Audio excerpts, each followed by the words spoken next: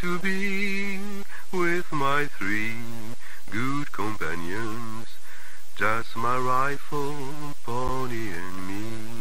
Microciné, bonjour ou bonsoir, ça va dépendre de l'heure à laquelle vous allez découvrir cette nouvelle émission. Mon invitée, vous la connaissez, elle était venue, je crois, dans les débuts de l'ouverture de cette chaîne, et vous étiez venu pour nous parler déjà d'un livre que vous aviez consacré au cinéaste italien Marco Ferreri, et c'était déjà édité chez Capricci. Et il s'avère qu'aujourd'hui, il y a un autre livre qui va arriver d'ici le 26 mai, et ce livre, c'est pas un cinéaste italien, c'est un cinéaste américain qui s'appelle James Gray, et le sous-titre, c'est Sous le signe de Saturne. Et peut-être qu'il y a un lien, certainement, entre Ferreri et Gray. On va peut-être en parler, je ne sais pas, on verra bien. Mais en tout cas, mon invité, Gabriela Trujillo, j'espère que j'ai bien prononcé votre nom de famille. Oui, c'est parfait. Et ben voilà. En tout cas, je suis très content que vous soyez là. Et comme d'habitude, je pose toujours la question un peu banale à mon invité. Comment allez-vous? Eh bien, ça va. Ça va. Le printemps s'annonce lumineux, chaud, mais je suis très contente que le livre puisse voir le jour. C'était une longue promesse que je m'étais faite à moi, à James Gray, que j'avais rencontré il y a longtemps. On avait quelques liens au sens où on a le même accent. Il a grandi dans le quartier où a vécu pendant longtemps mon beau-père, ainsi que ma mère.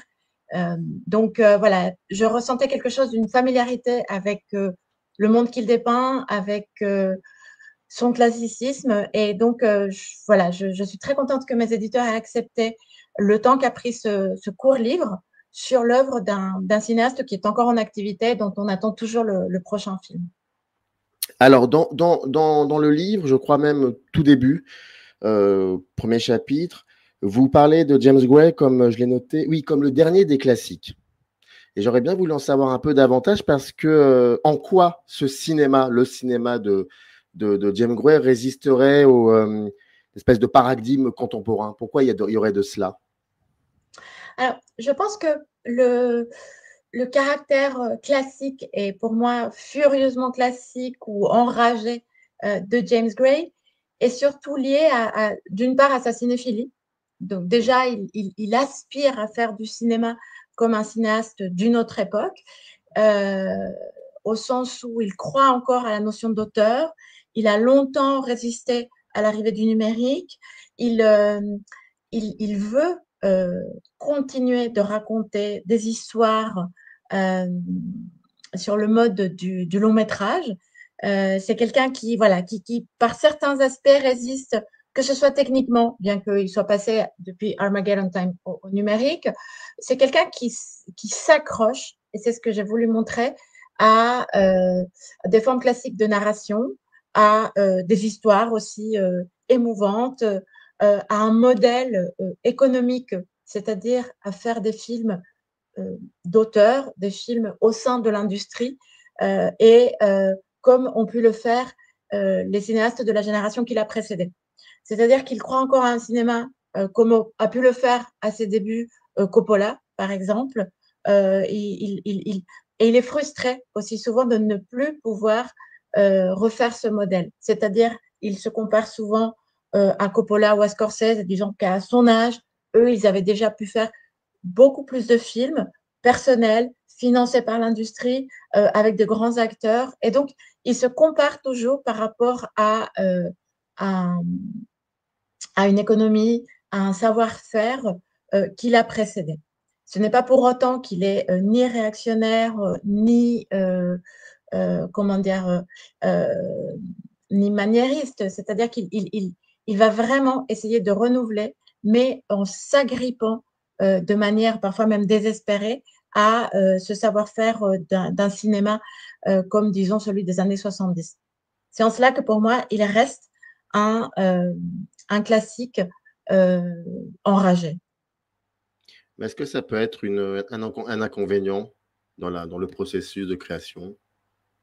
Ça peut l'être, ça peut le devenir pour lui. C'est-à-dire qu'il se sent largué parfois en termes de financement, en termes d'industrie, en termes de public aussi. C'est-à-dire que son dernier film, Armageddon Time, n'a pas été un immense succès commercial.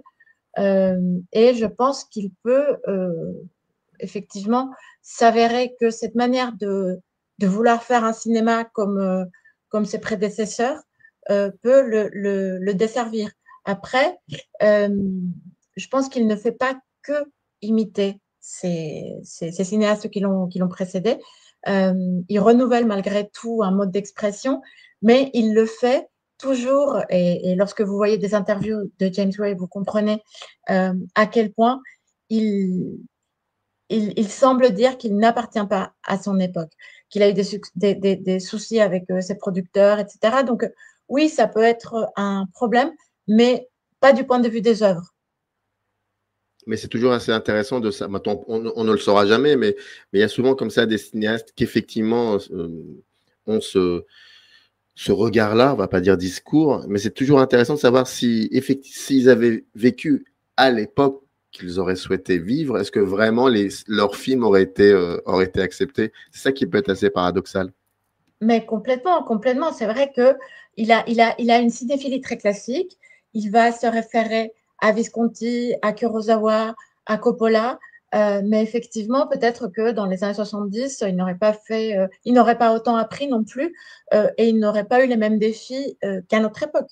Mais ça, comme vous dites, on ne le saura jamais. On peut imaginer ce qu'aurait fait un cinéaste comme James Gray s'il avait l'âge de Coppola.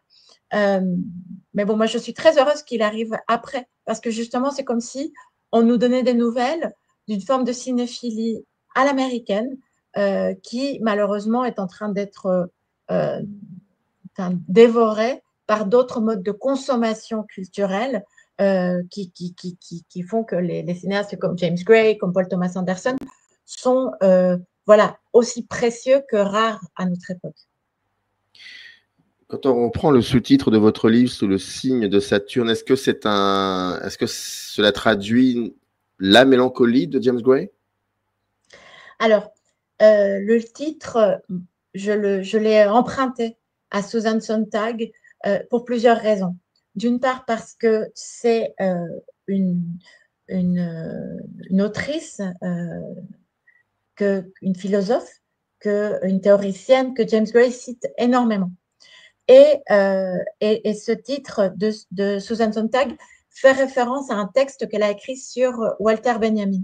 Et en effet, on y parle de mélancolie.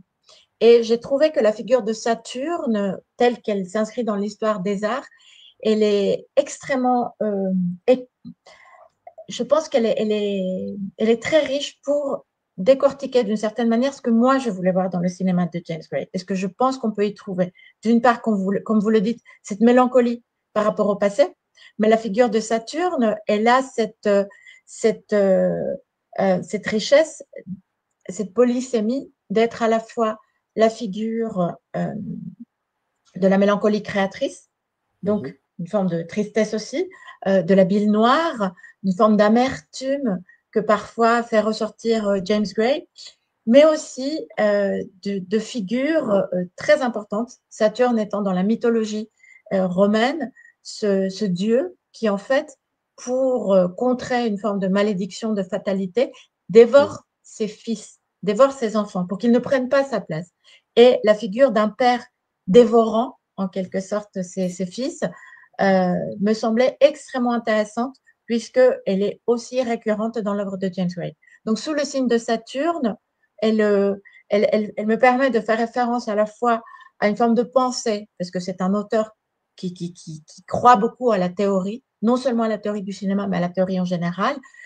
Donc, James Gray fait référence à Susan Sontag, qui elle-même fait référence à la mélancolie, et on peut y voir aussi se dresser à l'arrière-plan la figure de ce père dévorant ses fils dans le cinéma de James Gray. Dévorant son fils, certes, et après, c'est intéressant de se poser la question dans quelle pièce, dans quel lieu, et d'ailleurs, il y a un chapitre très intéressant qui s'intitule « Dans la chambre des fils ».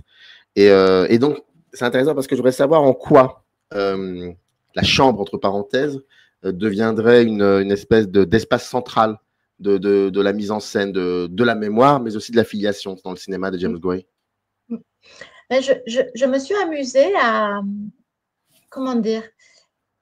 repérer en fait, les chambres. Et je me suis rendu compte, en fait, que souvent, l'histoire, elle se tisse dans la chambre de la figure du fils.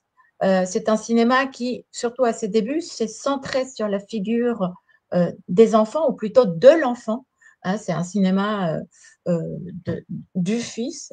Et souvent, la chambre, qui peut sembler comme un espace à la fois banal, devient vraiment le lieu à la fois où se crée la compréhension du monde. C'est à partir de la chambre qu'on interprète le monde, qu'on se protège, qu'on se réfugie ou qu'on fantasme le monde. Donc, il y avait aussi une similarité entre la chambre et la salle de cinéma qui me semblait intéressante pour faire ce saut. Donc, tous les personnages des enfants vont se retrancher dans des chambres qui sont très, comment dire, très précisément décrites et représentées.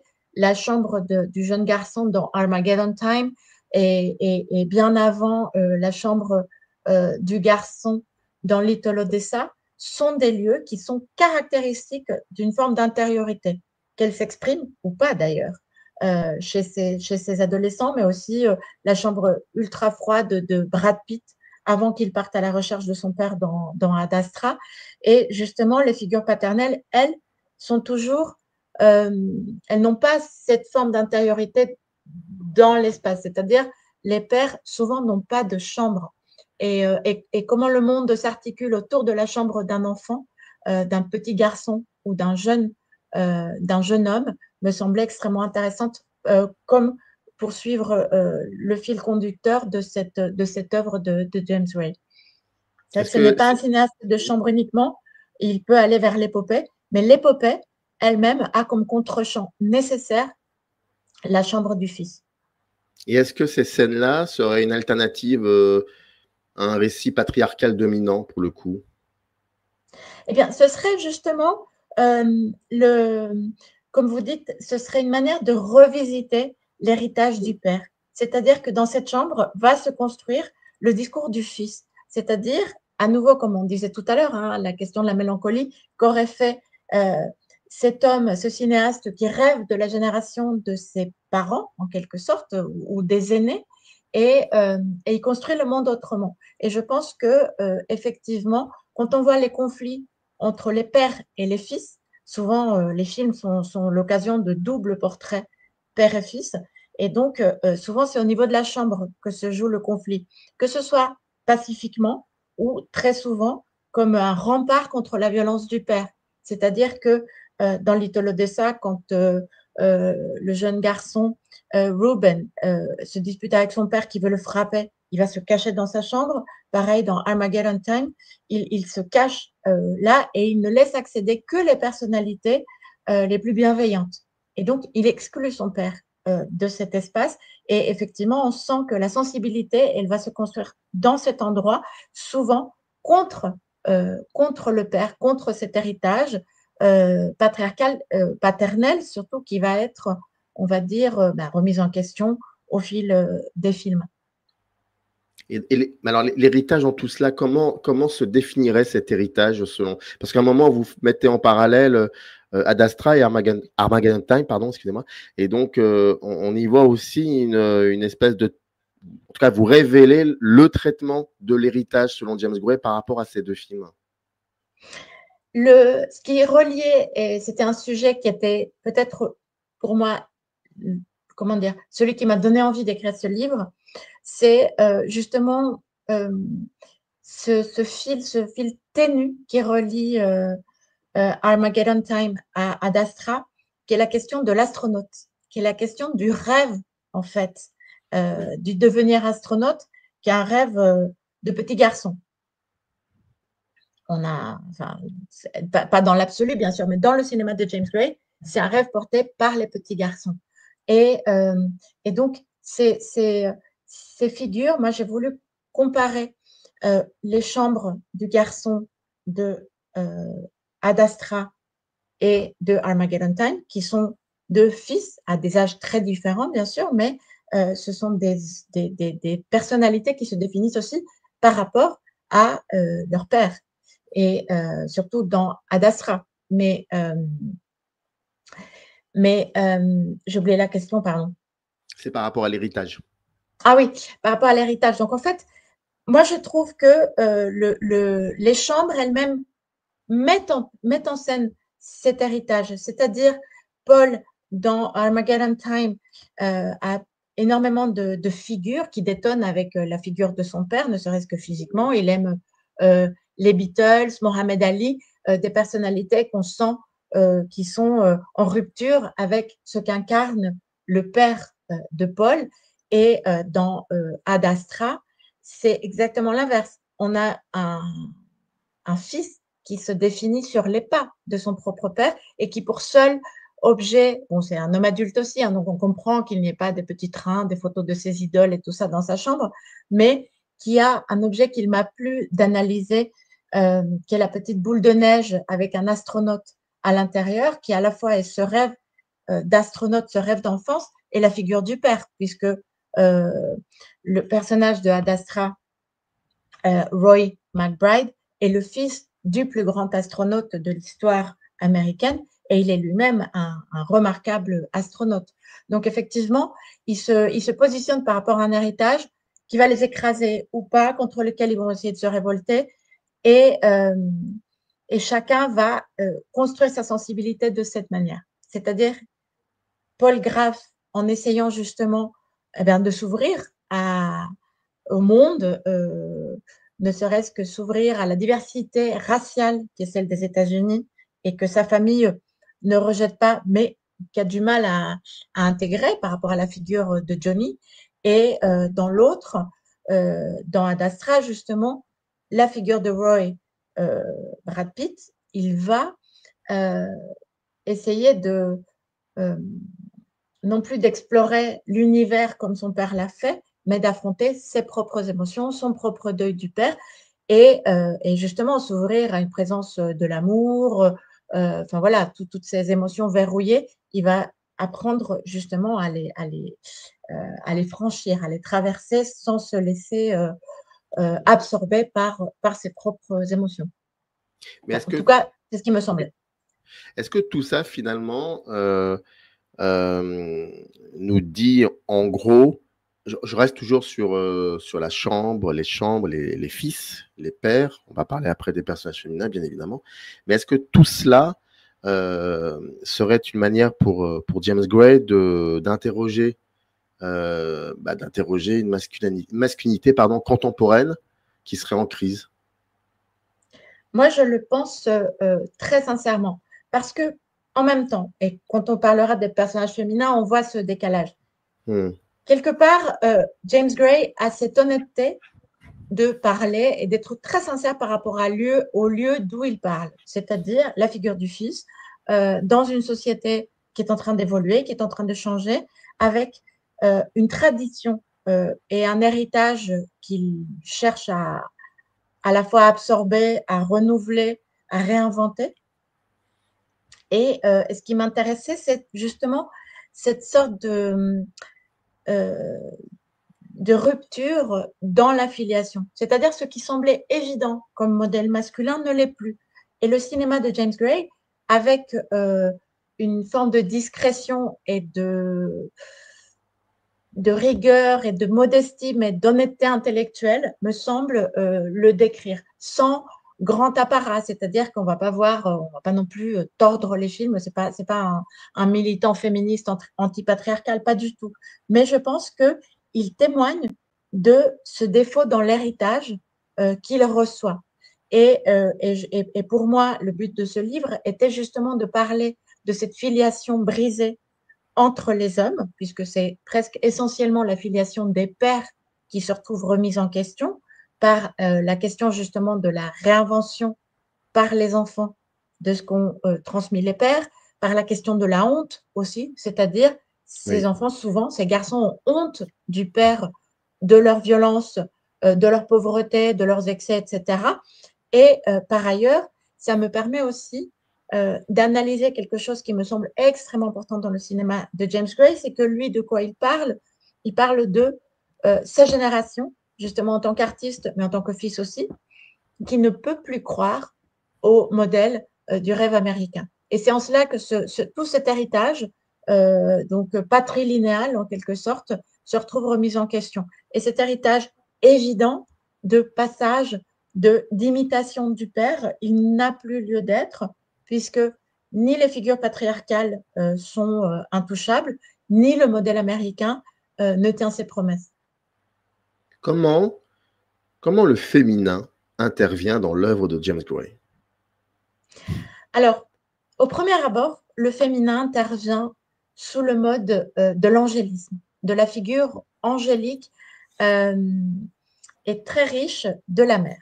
D'abord, il me semble important, puisque ce sont des films de famille, hein, très souvent, la figure de la mère, elle est extrêmement riche. Alors, là aussi, James Gray est un cinéaste qui, sans entrer, à part Armageddon Time, dans l'autobiographie pure, il va quand même travailler des mêmes motifs. Donc, la violence du père, la honte du père, la question des classes sociales va hanter tout son cinéma. Mais aussi, il y a une sorte de drame à l'origine de son œuvre, qui est la mort de la mère. Et cette mort, elle est traitée toujours comme un objet injuste, mais profondément inacceptable, mais auquel on ne peut échapper.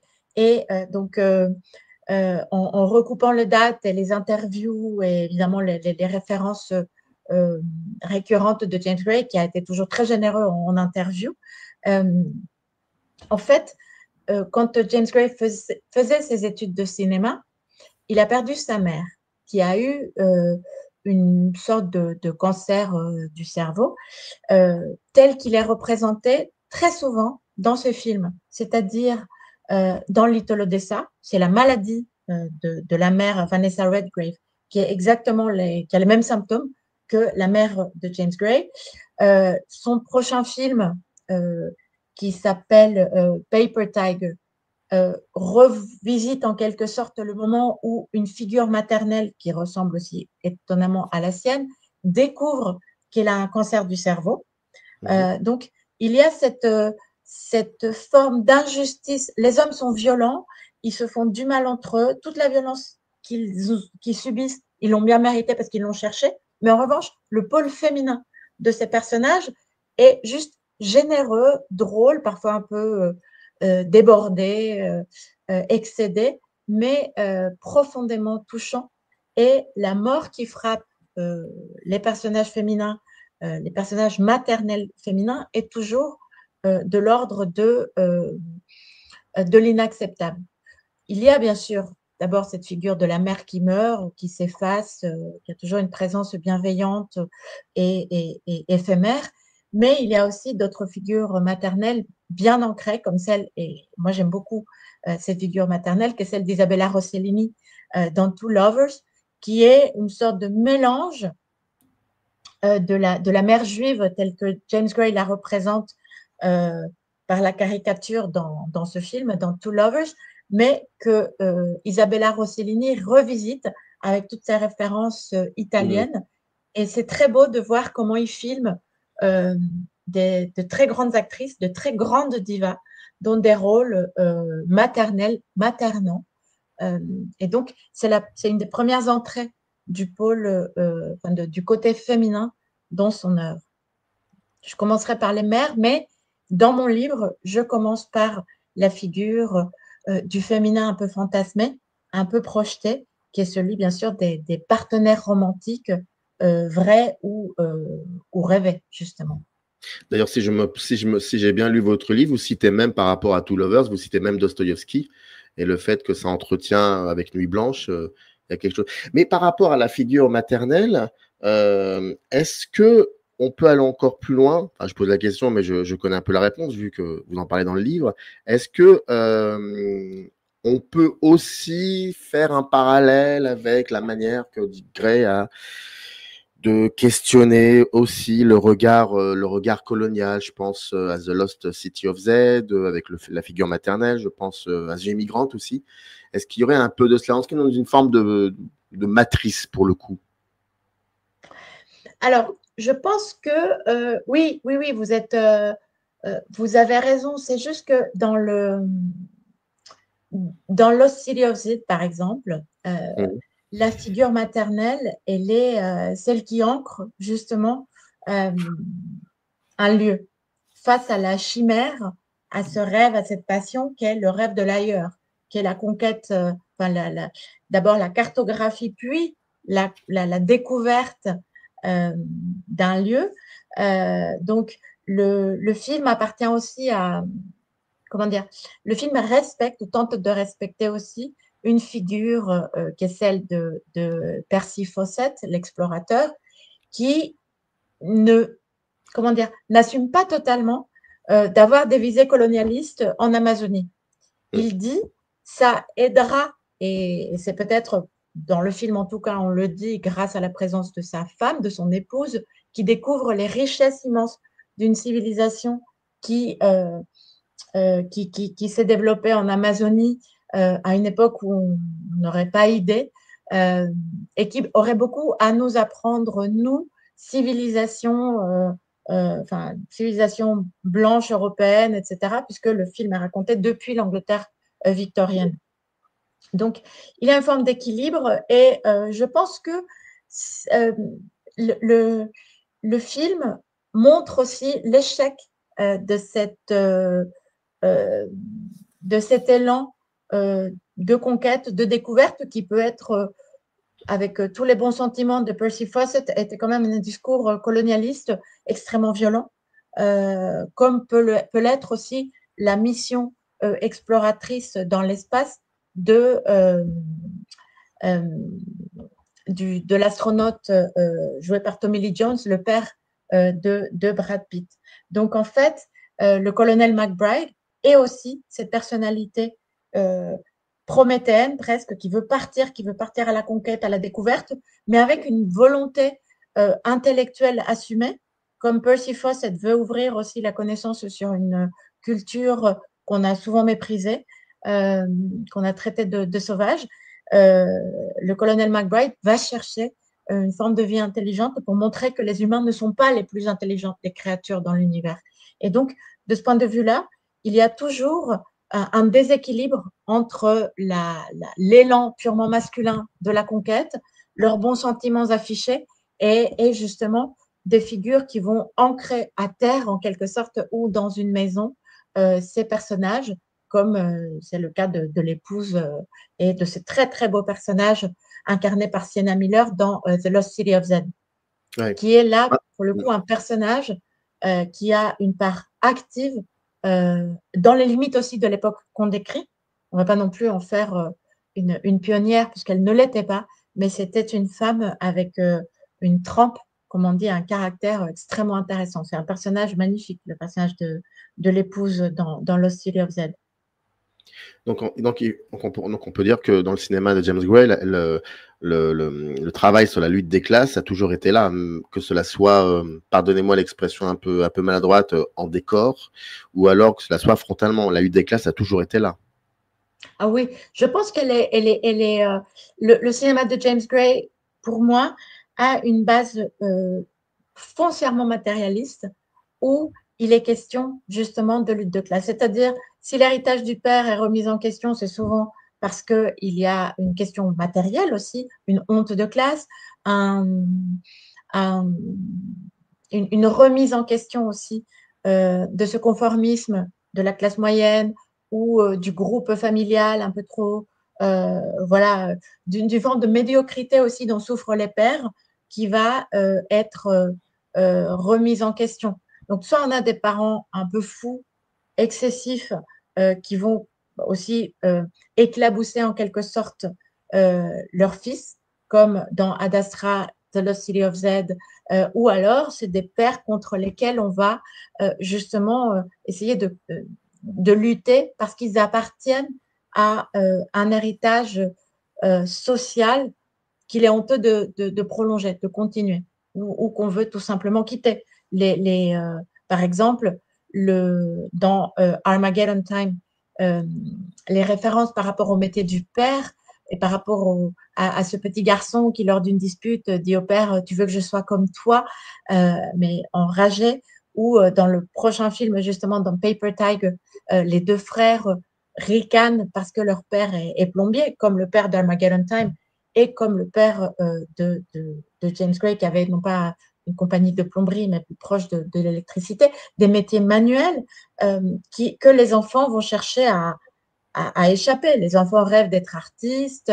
Donc, il y a cette question de l'origine matérielle et matérialiste de l'œuvre qui était aussi très, très importante. Alors, il y a un chapitre assez intéressant aussi qui s'appelle, enfin, un chapitre qui est consacré à la fête, la solution illimitée de la fête. Et est-ce que dans la fête, donc, est-ce que c'est dans la fête que s'incarne la seule forme possible de communauté, d'une communauté, pardon, chez James Gray? Alors, la question de la communauté, elle est étonnante parce que soit elle est subie, imposée, parce que la famille, c'est une communauté qu'on ne choisit pas et souvent, ce sont des communautés très fortes. Donc, on voit aussi l'ancrage non seulement matériel dans une classe sociale, mais aussi religieux. On a souvent des films qui sont ancrés dans le milieu juif new-yorkais. Donc, cette communauté-là, elle a bien sûr une prégnance inévitable. Mais après, il y a justement ces communautés qu'on choisit. Et en fait, il y a une chose sur laquelle moi, j'avais voulu m'étendre, mais qui est très subtile et très court, c'est dans Armageddon Time, la figure du grand-père qui apprend à son fils, qui lui dit « Qu'est-ce que tu fais quand on insulte ton ami noir à l'école ?» Puis il dit bah, « J'ai rien fait, je pouvais rien faire, le petit. » Et lui dit eh ben, « Ça, c'est pas bien, c'est pas très intelligent. » Et il dit « Il faut se battre pour devenir un mensch. » Et donc, ce terme qui veut dire à la fois un homme juste et cet homme, donc ayant fui les pogroms, voilà, dont l'histoire est traversée par les violences du XXe siècle, lui dit il faut construire un nouveau type d'homme qui sera un homme intègre. Et donc, cette communauté, elle n'est pas encore, même pas en construction, elle est juste en germe dans le cinéma de James Gray. Mais c'est déjà un idéal. En revanche, ce qu'on a souvent, c'est effectivement tous les types de fêtes qui sont évidemment un motif cinématographique extrêmement riche parce qu'ils permettent de dépasser la mise en fête. La mise en scène, pardon, mais justement, c'est la beau, mise en ça. scène. Non, je trouve ça très beau, la mise en fête. Je le note, c'est beau. Parce qu'en fait, ça commence par, donc, d'une part, les agapes. Il y a toujours une fête de famille qui ne sont pas toujours très drôles, qui sont un peu, ou les fêtes de la police. Voilà, on a toujours un petit air un peu ironique. Les personnages sont un tout petit peu ironiques en y assistant. Mais il y a des moments de dépense pure. Il y a des moments très beaux où la mise en scène s'enflamme. Et j'ai repéré comme ça une sorte de gradation dans les moments de fête et dans les moments un peu virtuoses de mise en scène. Il y a des courses-poursuites avec des voitures, bien sûr, à Dastra ou La nuit nous appartient. Mais je voulais surtout montrer c'était en référence à Georges Bataille, mais en prenant l'envers justement de sa théorie de la dépense pure sur la fête, c'est-à-dire la fête comme une solution illimitée. Elle permet justement un moment de liberté, un moment de rêve, un moment de liberté folle au montage, mais aussi pour le personnage. Et pour moi, l'emblème de cette fête, c'est Joaquin Phoenix dans Two Lovers, lorsqu'il se lâche en boîte de nuit et que c'est de l'improvisation pure de la part de l'acteur. Et en fait, James Gray laisse tourner la caméra et toutes les réactions sont totalement spontanées.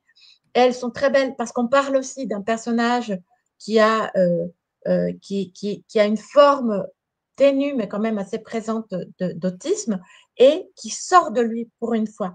Et cette forme d'extase, c'est-à-dire de sortir de soi, le film le fait et le personnage le fait parce que l'acteur se permet aussi évidemment, c'est un acteur brillant. Vous avez parlé récemment avec Yael Sedad de Joaquin Phoenix. Mais voilà, c'est quand le cinéma de James Gray nous permet aussi de rêver autre chose que ce classicisme auquel on est habitué. Et c'est vrai que les mises en scène de soirée dans The Yards, dans La nuit nous appartient ou dans Two Lovers sont quand même très étonnantes. Alors, je rappelle, hein, James Gray, sous le signe de Saturne, c'est édité chez Capricci. D'habitude, je montre le livre, mais il s'avère que pour l'instant, je ne l'ai pas. Oui. Le livre, voilà. Donc, j'ai travaillé sous un format PDF. Donc, je remercie. Je l'ai pas fait dès le début. Ça, c'est pas pardonnable. Je remercie bien évidemment le service de presse. Mais on va pas se quitter tout de suite. Encore une question quand même sur la fin provisoire. C'est voilà, c'est le dernier chapitre. Et deux questions, pardon. Deux questions. Et la première, c'est que donc dans ce chapitre-là, j'avais noté, est-ce qu'on peut dire que le cinéma de James Gray chercherait à réconcilier l'individu avec une forme de transcendance laïque? C'est super intéressant et je pense que depuis qu'on se parle, vous évoquez très souvent la religion, donc le judaïsme, et en même temps, c'est pas si frontal que ça. Donc, je me posais cette question par rapport à cette transcendance laïque. Est-ce qu'il y a une forme de réconciliation, peut-être?